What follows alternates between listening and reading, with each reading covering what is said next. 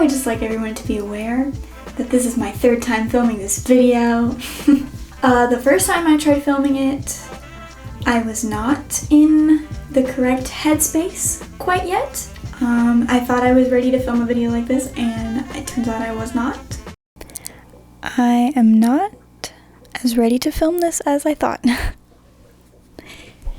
The second time I tried filming this video, I was using a camcorder and it didn't save any of the footage that I filmed. Today we're going to talk about breakups, we're going to talk about rebounds, we're going to talk about why you should not rebound, and we're going to talk about proper ways to get over a breakup and to heal without hurting others around you. So just so everybody knows, I have like a list of things that I'm gonna say on my phone so that I can keep myself on track, because otherwise I would just rant to the camera for multiple minutes about nonsense. So the first thing we're gonna talk about is breakups. They suck. There's not really a whole lot that I can say about making it not suck. The first thing that I did after my breakup, which I think was probably the most healthy thing to do, was I talked to my friends and I talked to my family. My mom had kind of been there with me even like a week before the breakup, because I think everyone in our general circle could feel that it was gonna happen soon. And she did a great job being there for me and giving me the confidence that I needed to be able to handle it. But my friends too, I absolutely could not have done what I did without my friends there to support me. But one thing I will say about that is don't use your friends and family as a distraction from feeling the pain of your breakup, more so to have them there for you while you're going through it. But I don't know, my main point with that is just keeping your friends and your family close when you're going through a breakup keeps you from talking to your ex, which is not good to do, and it also keeps you sane, I think, a little bit. The second thing I did after my breakup was write. If there's one thing to take away from this video, well, there's a lot of things to take away from this video, but one of the main ones is writing. I got out a journal and I opened it up to whatever page was blank. I went onto Pinterest and I found like prompts after a breakup or something, and I think being able to write out why the breakup happened and why it needed to happen is very, very helpful, because anytime I feel like texting him or calling him now, I kind of look at that journal, I whip it out and I look at it and I remember all of the reasons why I shouldn't reach out to them and I don't. Then that was the time for a bit of distraction, because I feel like as you heal, it's not good to dwell on the past. And so what I did was I watched my favorite TV shows. I watched Gilmore Girls all the way through. I watched Friends all the way through. I didn't really sleep much after my breakup, nor did I eat very much. And so I kind of just kept shows on in the background and I colored. And anytime the shows or the movies wasn't doing it for me, I would call one of my friends and I would just talk to them about whatever the heck I wanted to talk about. So that was really good for me. And the last thing I will say directly after breakup, do not, I repeat, do not reach out to your ex. The past 2 times that we broke up, that was one of the first things I did. Like a couple of days after we broke up, I was already reaching out to them, and it ended in us getting back together. And I definitely know now that after a breakup happens, no matter how amicable it was, no matter how much you want to keep them in your life, it's very important to get your own space. The next chunk that we're going to talk about is rebounds, because I kind of had no idea what a rebound even was until I went through the situation of that happening. So, I'm not going to tell you all the details about it because I want to respect their space and respect mine as well.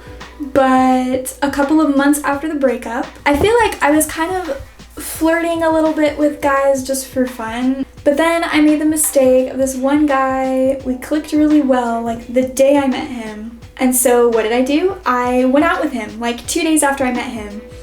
And the date was fun, it was great and everything. But being kissed by someone that wasn't my ex was really strange for me. Threw me into a whole panic breakdown thing. I don't know, as soon as I realized that the rebound was actually happening, I pretty much cut it off and felt the absolute horrible pain of all of the breakup pain rushing back. So first thing is try to be aware of it happening as it's happening, okay? If it hasn't been that long since you and your ex broke up, and you still think about them all the time and miss them all the time, you probably shouldn't be with somebody new already.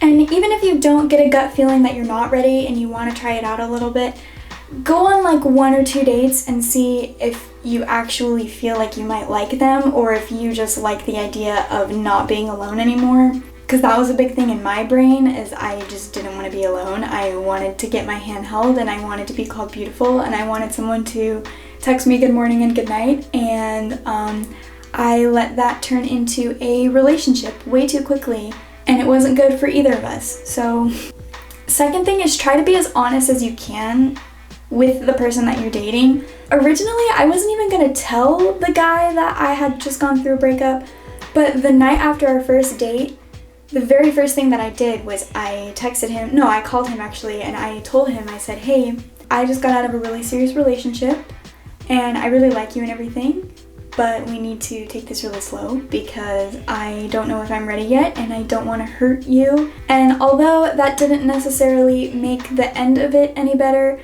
I think it did kind of help soften the blow for him when he realized that I really wasn't ready. The last thing that I will say about rebounds is right after it happens, do not expect to feel good, because even though I wasn't emotionally attached to the guy that I rebounded with or anything like that, as soon as I ended it and we weren't talking every single second of the day, I immediately started missing my ex again, and it really sucked. I had like a whole breakdown about it, and I wasn't expecting that to happen. I thought maybe a rebound would like help me heal faster. So before you rebound, please don't.